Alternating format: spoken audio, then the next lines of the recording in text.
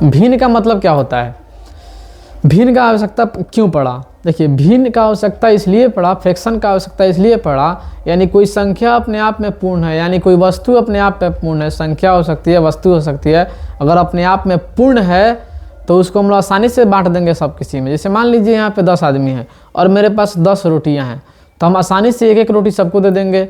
लेकिन अगर मान लीजिए मेरे पास 2 रोटी है और 4 आदमी है, तो क्या करेंगे, टुकड़ा करके देंगे, आधा आधा सबको देंगे। मान लीजिए मेरे पास एक ही रोटी है और 2 आदमी को बांटना है, मेरे पास क्या है, एक ही रोटी है और 2 आदमियों को बांटना है, तो कैसे बांटेंगे, तो आधा आधा बांटेंगे। आधा आधा से मतलब क्या हुआ, आधा आधा से मतलब क्या हुआ, देखिए ध्यान से, यानी हम उसको 1/2, इसी को ना आधा कहते हैं, एक आदमी को 1/2 देंगे और एक आदमी को भी 1/2 देंगे, ठीक है। यानी हम प्रत्येक आदमी को 1/2 बांट देंगे, इसी को हम लोग भिन्न कहते हैं। भिन्न का आवश्यकता इसीलिए पड़ा हम लोग को, ठीक है। भिन्न अगर किसी को मान लीजिए 2 रोटी रहता तो हम सबको क्या करते, एक एक रोटी आराम से बांट देते, सब 2 आदमी के बीच में क्या करते, 2 आदमी के बीच में एक एक रोटी बांट देते। लेकिन अगर मेरे पास एक ही रोटी है तो कैसे बांटेंगे, तोड़ कर बांटेंगे।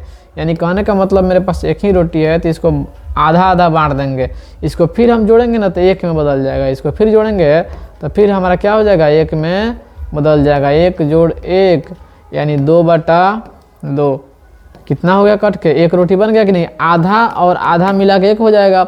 भिन्न का यही अर्थ हुआ। भिन्न हम लोग का इसीलिए बनाया गया क्योंकि हम लोग आसानी से क्या कर सके, किसी वस्तु किसी चीज़ को बांट सके। अगर कोई चीज़ पूरा है तो बांटने में कहाँ दिक्कत है। मान लीजिए कि मेरे पास 10 आम है, 10 आदमी में बांटना है तो आसानी से बांट देंगे। लेकिन मेरे पास सिर्फ एक ही आम है, 4 आदमी है, तो उस आम को 4 टुकड़ा में बांटेंगे, उस आम को 4 टुकड़ा में बांटेंगे। 4 आदमी को बराबर बराबर बांटने के लिए प्रत्येक आदमी को 1/4 देंगे। यानी 1/4 कहने का मतलब है टोटल 4 पीस करेंगे। उसको कितना पीस करेंगे, इस आम को कितना पीस करेंगे, 4 पीस करेंगे। इसको एक आदमी को, इसको एक आदमी को, एक आदमी को, वैसा ही करके बांट देंगे 4 आदमी के बीच में। इसको कैसे बांटेंगे, 4 हिस्स का 1 हिस्स एक आदमी को देंगे, तो क्या हो गया, 4 का 1 यानी 1 का 4 यानी 1/4 हो जाएगा, ठीक है। इसको भी 1/4 देंगे, इसको भी 1/4 है, 1/4, यानी कहने का मतलब है 4 भाग में से 1 भाग एक आदमी को दे दिए, 4 भाग में से 1 भाग एक आदमी को दे दिए। ऐसा ही करके सबको बारी बारी से बांट दिए।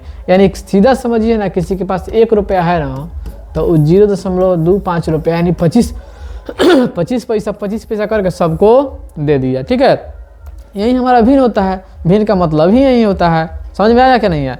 चलिए आगे इसको देखते हैं और समझते हैं भिन्न का अर्थ क्या होता है, भिन्न किसे कहते हैं। सिंपल समझ लीजिए आप लोग, भिन्न का मतलब अंश बटा हर। ऊपर वाले को अंश, नीचे वाले को हर कहते हैं। इसी को हम लोग भिन्न के रूप में समझते हैं, ठीक है। फ्रैक्शन कहते हैं जिसको इंग्लिश में। चलिए आगे देखते हैं इसको। भिन्न क्या है, फ्रैक्शन क्या है। एक संख्या है जो पूर्ण के किसी भाग को दर्शाती है। भिन्न 2 पूर्ण संख्याओं का भागफल है। सही बात है। भिन्न क्या है, भिन्न 2 पूर्ण संख्याओं का भागफल है, भागफल। भिन्न बराबर x/y मान लीजिए, यानी अंश बटा हर मान लीजिए। क्या मान लीजिए, अंश बटा हर मान लीजिए। तो मान लीजिए यहाँ कोई भी भिन्न लिख सकते हैं हम। जैसे मान लीजिए 4/6, ठीक है। मान लीजिए 2/3। 2 अपने आप में, यहाँ 2 अपने आप में पूर्ण संख्या है कि नहीं है। 3 अपने आप में पूर्ण संख्या है कि नहीं है।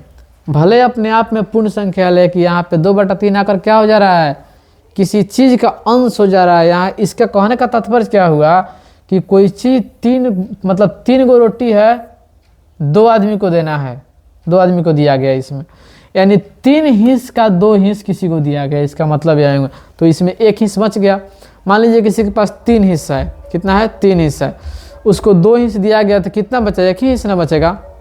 2 हिस्स और 1 हिस्स मिलकर कितना हो जाएगा, पूरा हो जाएगा, 3 हिस्स हो जाएगा 3 का। यहाँ देखिए क्या है, कोई चीज़ 4 हिस्से में है, मतलब 6 हिस्से में है, 4 हिस्स बटा गया, 2 हिस्स बचा हुआ है।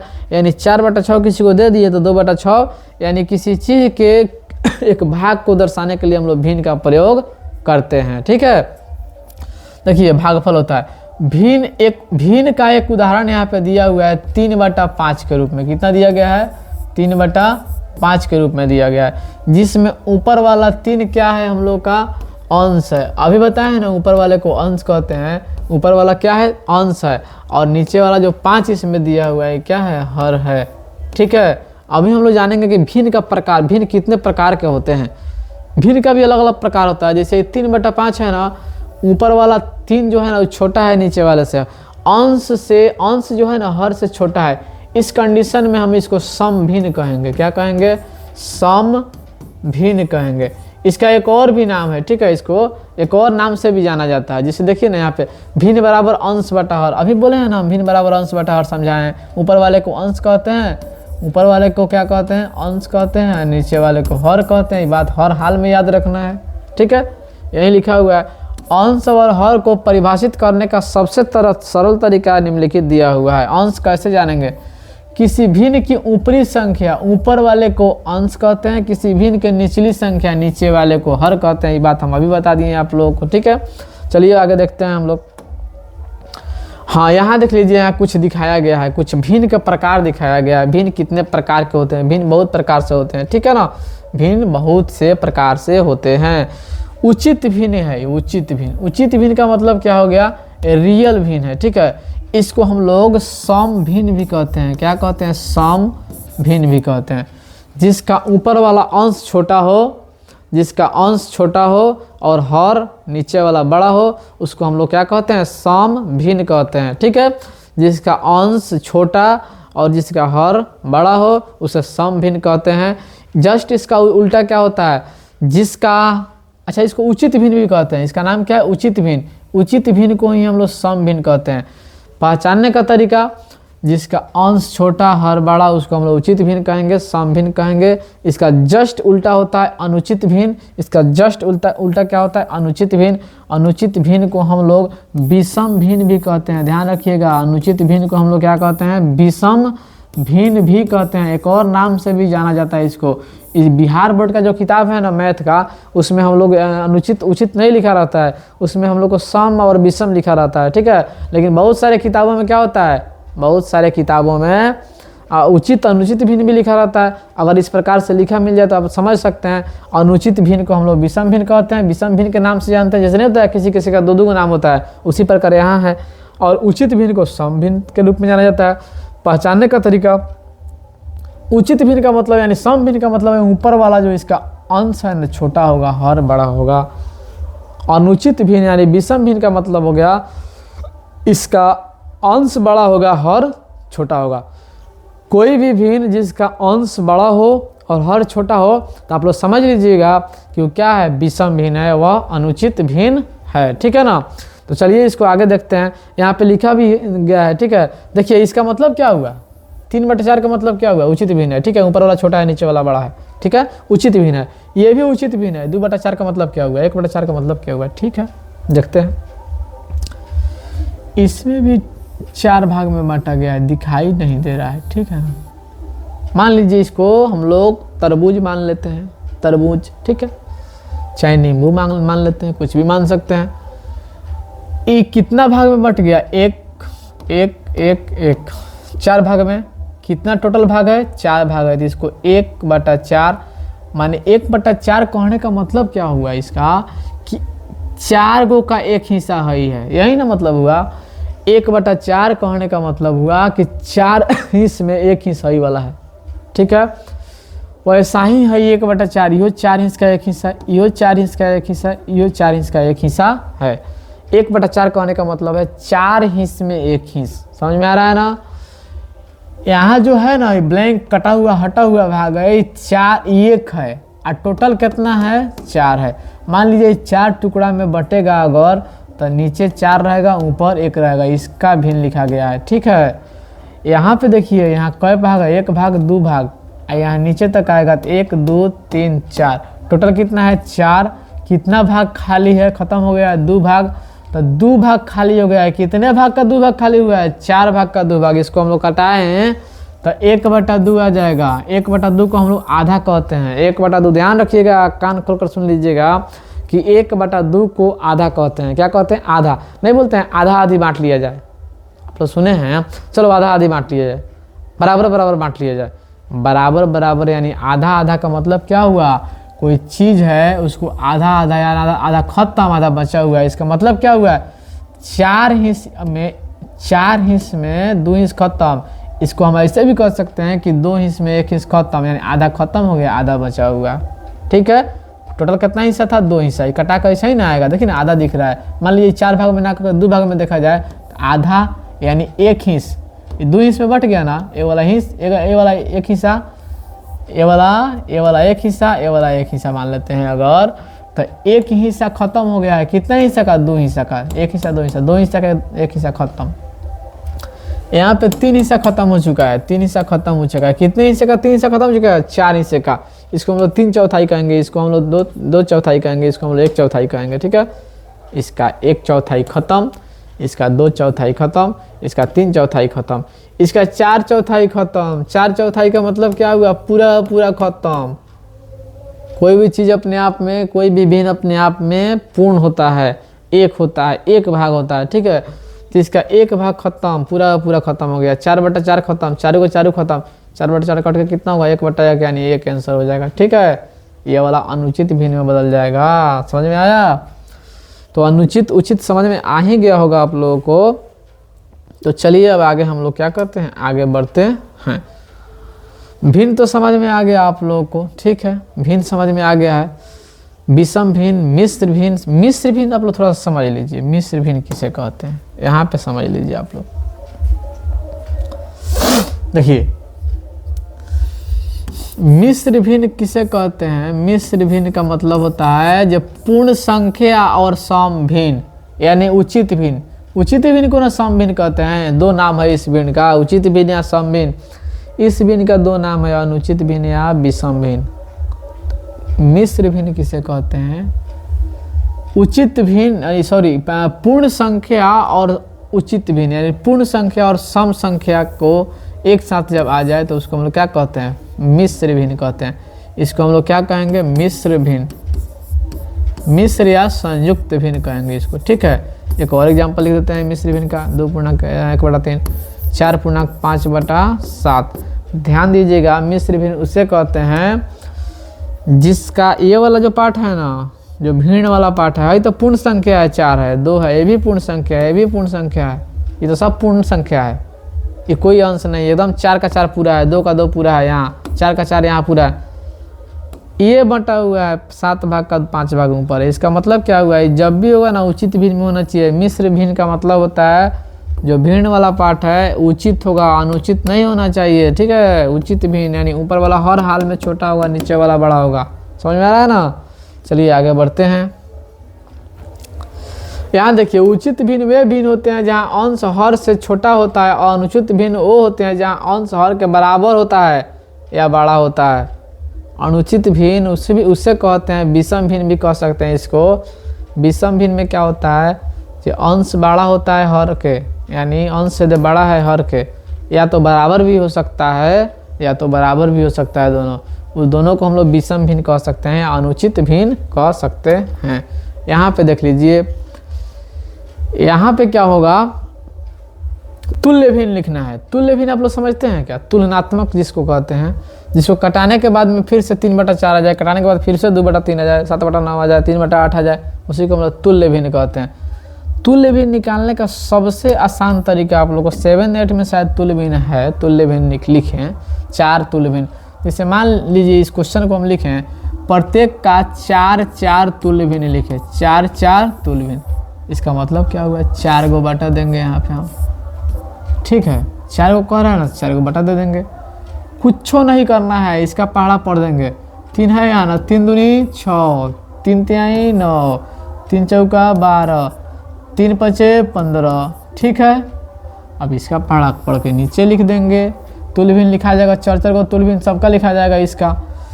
अब क्या होगा यहाँ पे देखिए ध्यान से, 4 दूनी 8, 4 तिया 12, 4 चौका 16, 4 पचे हो गया तुल्य भिन्न। 4 को 1 गो 2 गो 3 गो भिन्न में नहीं हो गया। अब इसको फिर हम सबको कटाएंगे ना, तो फिर 3/4 के रूप में आ जाएगा। अगर इसको कटाएंगे तो इसका तुल्य भिन्न देखिए, फिर हम कहेंगे 4 को लिख देंगे यहाँ पे, कोई दिक्कत नहीं है। 2 है ना, तो 2 का पढ़ा पड़ेगा, 2 का 2 दूनी 4, 2 तिहाई 6, 2 चौका 8, 2 पचे 10, 3 का पढ़ा 3 दूनी 6, 3 तिहाई 9, 3 चौका 12, 3 पचे 15। ठीक है ना। देखिए ठीक है, देखिए आंसर हो गया इसका।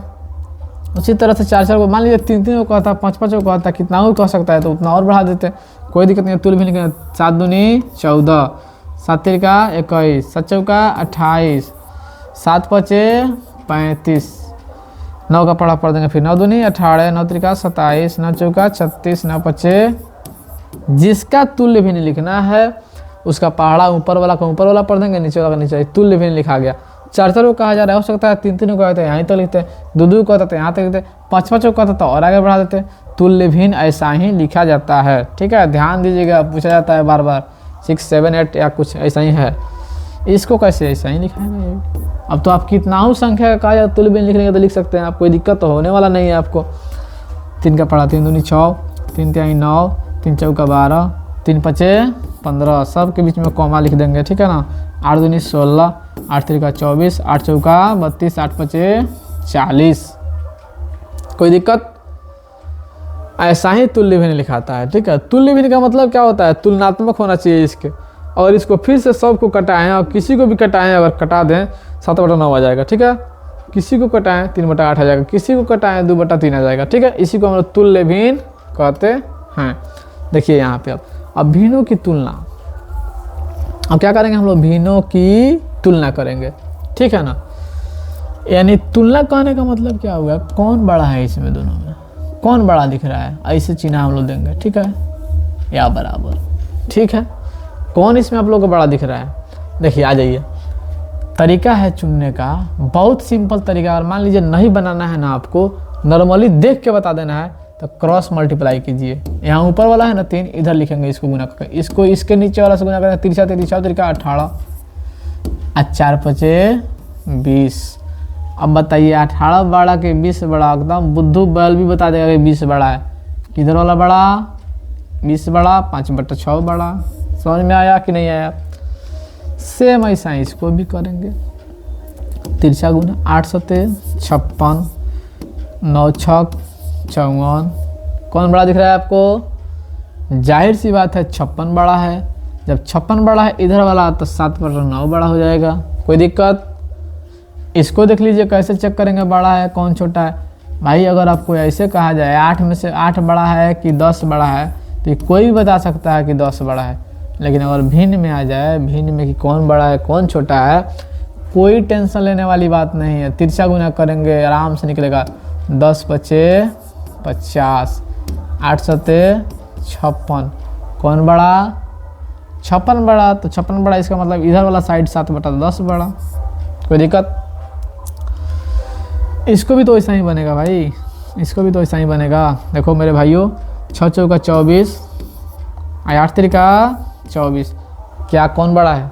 अरे ये तो बराबर है, ये तो बराबर है, दोनों साइड बराबर है। देखने में बड़ा बराबर लग रहा है कि यहीं वाला बड़ा है, लेकिन वास्तव में क्या है? बराबर है। दोनों साइड बराबर है, गुना करने का बराबर का चिन्ह हम लोग दे लेंगे। क्या तुलना करने में कोई दिक्कत?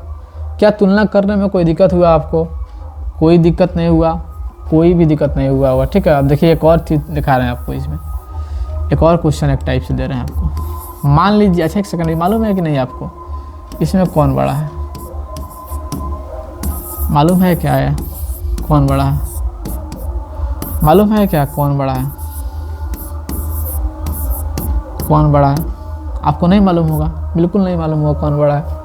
ध्यान से देखिए, जिसमें माइनस लगा होता है ना दोनों साइड में, माइनस वाला तो बड़ा कम होता ही है, लेकिन अगर दोनों साइड माइनस लग गया, घटाओं का चिन्ह लग गया, ऋण का चिन्ह लग गया, ऋणात्मक चिन्ह लग गया, तो जो देखने में बड़ा होगा ना वो छोटा होता है। क्या बोले? अगर दोनों साइड माइनस लग गया तो जो देखने में बड़ा लगता है वो वास्तव में छोटा होता है। जैसे देखने में कौन बड़ा लग रहा है? 4 5 में 5 बड़ा लग रहा है, लेकिन 5 क्या है? सॉरी, 5 क्या है? छोटा है। तो चिन्ह किस तरह होगा? इस तरह, इस तरफ होगा। किस तरह होगा? इस तरह। अच्छा ये बताइए, ऋण का मतलब, माइनस का मतलब क्या होता है? कर्जा। जिस पे कर्जा ज़्यादा होगा अमीर होगा क्या? 5 पे कर्जा है, 5 बड़ा है, ज़्यादा कर्जा 5 पर है, कम कर्जा 4 पर है। जिस पे ज़्यादा कर्जा होता है ना वो गरीब होता है। तो यहाँ पे 5 पर कर्जा है तो 5 क्या होगा, अमीर हो जाएगा कि गरीब हो जाएगा, यानी बड़ा कौन होगा, अमीर कौन होगा, 4। यहाँ 0 बड़ा कि 1 बड़ा, -1 बड़ा। भाई बहुत कोई होगा -1 बड़ा, भाई साहब इसके पास 1 रुपया कर्जा नहीं है, इसके पास 1 रुपया कर्जा है, तो कर्जा वाला तो गरीब हो गया, बड़ा हो जाएगा क्या। इसको हम लोग संख्या रेखा पढ़ाएंगे एक बार और, ठीक है। आप लोग को इसको पूरा डिटेल में पढ़ाएंगे कि कौन बड़ा कौन छोटा, संख्या रेखा में बताएंगे आपको, ठीक है। संख्या रेखा में पूरा डिटेल आपको मालूम चलेगा कि कौन बड़ा है कौन छोटा है। यहाँ सिर्फ इतना जान लीजिए, भिन्न को हमको थोड़ा सा समझाना है, तुलना करना है ना, तो इसी लगे हाथ हम सोच रहे हैं कि आप लोग को माइनस प्लस वाला भी भिन्न को तुलना करा के चले, ठीक है। नॉर्मल भिन्न तो आप लोग को मालूम चल गया, तुलना हो गया कौन बड़ा कौन छोटा, नॉर्मल आप कोई भी भिन्न बता सकते हैं बड़ा छोटा। अब हम लोग इसमें देखिए, इसमें ये वाला हो जाएगा, देखने में छोटा है लेकिन क्या होगा, बड़ा होगा। जो देखने में छोटा होगा वही होता है बड़ा, ठीक है। अब इसको थोड़ा भिन्न में समझ लीजिए, मात्र 3 क्वेश्चन समझ लीजिए। -7/4 -9/5, 2 ही क्वेश्चन समझा जाता है। -3/9, 1/3। चलिए कैसे बनेगा, तो तिरछा गुना करेंगे ऐसा ही, 7×5 -35, यहाँ माइनस लगा है ना, -35, 9 चौका -36। अच्छा अब बताइए, -35 बड़ा कि -36 बड़ा, तो बहुत कोई कहेगा नहीं -36 बड़ा। अभी तो बताया है जिसमें माइनस लगा रहता है दोनों साइड, जिसमें ज़्यादा वाला दिखता है वो छोटा होता है, तो ये तो छोटा है ना, बड़ा इधर वाला 35 बड़ा, इधर वाला बड़ा हो जाएगा, ऐसा ही चिन्ह लगेगा। इसमें देखिए तिरछा गुना, 3 तिहाई 9, माइनस है तो माइनस लग जाएगा, 9 कम 9, इसमें माइनस नहीं है, माइनस नहीं लगेगा। अब बताइए कौन बड़ा, दोनों बराबर है क्या, बिल्कुल बराबर नहीं है, बिल्कुल भी बराबर नहीं है, क्योंकि इसमें माइनस है इसमें माइनस नहीं है। माइनस वाला जिसमें नहीं है ना वो बड़ा होगा, वो तो बहुत बड़ा हो गया, ठीक है। ये समझ लिए आप लोग भिन्नों का तुलना। अब थोड़ा सा समझिए, क्या समझिए, अब दशमलव चले सीखते हैं। दशमलव भिन्न हम लोग पढ़ लिए, अब नया टॉपिक उसी का दशमलव अभिन्न, दोनों एक के साथ हम लोग को पढ़ना चाहिए, ठीक है। दशमलव का मतलब क्या होता है, दशमलव का मतलब होता है अंश, ठीक है। किसी चीज़ का अंश, किसी चीज़ को टुकड़ों में बांटना है तो कैसे बांटेगा। जैसे मान लीजिए 7 केले को 7 आदमी में बांटना है तो बड़ी आसानी से 1-1 केला बंट जाएगा, 1-1 केला बंट जाएगा, ठीक है ना। लेकिन हम कह दें नहीं वैसे नहीं होगा। 5 केले को 8 आदमी के बीच बांटना है तब कैसे बांटेगा। इसीलिए हम लोग को दशमलव का प्रयोग करना पड़ा, इसीलिए हम लोग को दशमलव का खोज करना पड़ा, ठीक है ना। दशमलव का खोज आप लोग जानकर खुशी होगी, भारत ने दशमलव का खोज किया है, भारत नहीं दिया है। 5 केले को 8 आदमी के बीच बांटना है, तब 5 केलों को 8 भाग में तोड़ेंगे ना, तो प्रत्येक किलो कितना मात्रा में बांटा जाएगा, उसी को नाम है दशमलव। देखिए ना, दशमलव का यही है। इस दशमलव का कुछ एग्जाम्पल मिला है आप लोगों के सामने। इसको हम कैसे पढ़ेंगे, 0.6 पढ़ेंगे। इसको कैसे पढ़ेंगे, 1.9 पढ़ेंगे, ये दशमलव का चिन्ह होता है। इसको कैसे पढ़ेंगे, 11.978। जी बिल्कुल भी नहीं पढ़ेंगे। दशमलव के बाद वाले अंक को एक एक करके पढ़ा जाता है, ना कि 978 पढ़ा जाता है, ठीक है, ध्यान रखिएगा हमेशा। इसको हम लोग पढ़ेंगे 11.978, 11.978। इसको पढ़ेंगे, इधर लगे पूरा पढ़ेंगे 654.97656, 654.97656, एक एक अंक पढ़ा जाता है दशमलव के बाद, ठीक है। चलिए अब आगे देखते हैं। इसमें दशमलव का एग्जाम्पल कुछ समझ लिए। अब हम लोग दशमलव से खेलेंगे। दशमलव का जोड़, घटाव, गुणा, भागा, इसी को हम लोग थोड़ा सा देख लेते हैं, थोड़ा देख लेते हैं, आगे फिर पढ़ा जाएगा इसको, ठीक है। थोड़ा देख लीजिए। नॉर्मल जोड़ बनाया जाता है, वैसा ही जोड़ बनेगा। 8 4 12 का 2 हाथ में 1 हो जाएगा, ठीक है। पर बताया था ना जोड़ शुरू में, पहला वीडियो जाकर देख सकते हैं आप लोग, नहीं आएगा तो। 9 2 11, 1 हाथ वाला 12 हो जाएगा। फिर 1 आएगा तो दशमलव के इस पार आ जाएगा, 1 इस पे आ जाएगा। 6 3 9 1 मिल के 10 हो गया, दशमलव है यहाँ पड़ जाएगा। आंसर आएगा 10.22।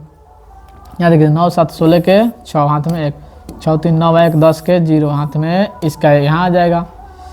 9 3 12 1 13 हाथ में 1, 6 1 7 हो जाएगा। यहाँ पे कुछ भी नहीं है तो 6 1 7 ही ना रह जाएगा, ठीक है। अब जोड़ ऐसा ही समझ लीजिए थोड़ा सा।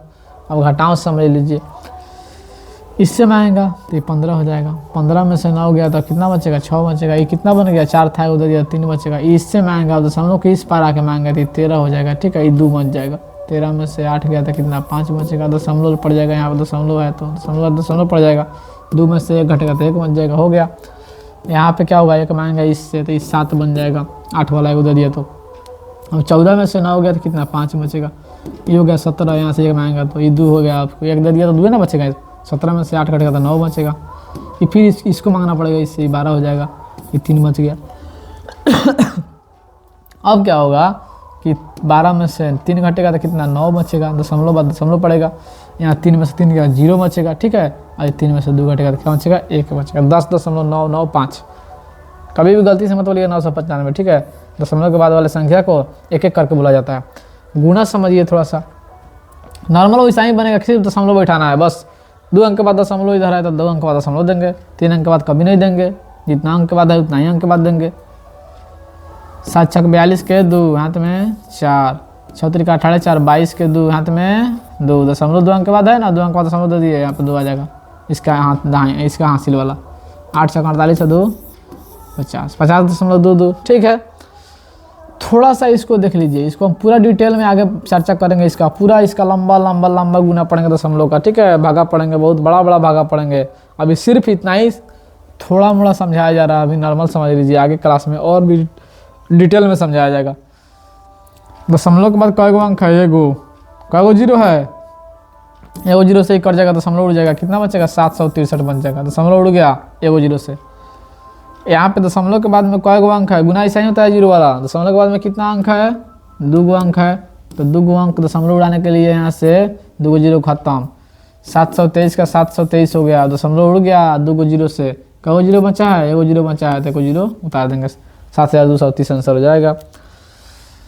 ध्यान देखिएगा, यहाँ दशमलव के बाद एगो अंक है, इस दशमलव के बाद एगो अंक है। कुल मिलाकर दशमलव के बाद कितना अंक हो गया, 2 गो अंक हो गया। तो इसको गुना करेंगे, इसको 15 से, इसको 15 मान लेंगे, दशमलव भूल जाएंगे। 15 चौका 60 के 0, 15 तियाँ 45, 15 तियाँ 45 के बाद 60 के 6 आया था हाथ में। 15 तियाँ 45 से 6 51। दशमलव के बाद कितना अंक है, दशमलव के बाद एगो इधर है, इधर मिलकर 2 गो, तो इधर से भी 2 गो अंक देंगे। 1 1 2, दशमलव कहाँ बैठेगा, यहाँ बैठेगा, यानी आंसर हो जाएगा 5.1। अब 0 कहाँ गया भाई, दशमलव के बाद इधर कोई अंक नहीं रहता है ना, 0 का कोई वैल्यू नहीं होता है। 0 हम लोग गायब करके चलते हैं। यहाँ देखिए, दशमलव 2 गो 0 काटेंगे ना तो दशमलव इधर घुसेगा। दशमलव यहाँ से यहाँ एक बार में आया, 0 से 0 से यहाँ आ गया। अब हमारा आंसर कितना होगा, ध्यान दीजिएगा। 1 अंक के बाद दशमलव बैठेगा, ठीक है। 5 तियाँ 15 के 5, 1 अंक के बाद दशमलव बैठा देंगे। 5 दूनी 10 1 11, 5 एकम 5 1 6, अब 5 तियाँ 15, 1561.5। 1 अंक बाद दशमलव, 3 अंक से 1 अंक क्यों हुआ, 3 अंक में था, 1 अंक में क्यों हुआ, क्योंकि 2 अंक गायब हो गया इस 2 0 से दशमलव, ठीक है। चलिए आगे देखा जाए। हाँ, दशमलव का थोड़ा सा भागा देख लीजिए। नॉर्मल भागा उसी तरह बनेगा, सिर्फ दशमलव बैठाएंगे। 8 का पढ़ा पढ़ेंगे 5 बार, 8 बचे 40। पहले वाला भागा दिखे थे ना, प्रथम वीडियो, दूसरा वीडियो में वैसा ही। 4 से 4 खत्म हो जाएगा, 7 में से 0 का 7। दशमलव के बाद वाला अंक यहाँ उतार रहा है ना, तो जैसे ही दशमलव के बाद वाला छुएंगे यहाँ पे, तो यहाँ पे दशमलव पड़ जाएगा, ठीक है। अब 8 का पढ़ा 9, 8 9 72, पूरा कट गया। 5.9 आंसर हो गया भागफल। यहाँ देखिए, 7 से कम है 6, दशमलव के बाद वाला छूना पड़ रहा है 2 अंक, तो यहाँ पे 0 पहले ही पड़ जाएगा, पहले ही छूना पड़ा, पहले ही। 7 9 63, ठीक है। 6 6 कट गया, 5 में से 3 घटेगा, 2 बचेगा, ऊपर से क्या उतरेगा 1, 7 3 21, 0.93 आंसर आ गया। यहाँ पे देखिए, यहाँ पे क्या होगा, 6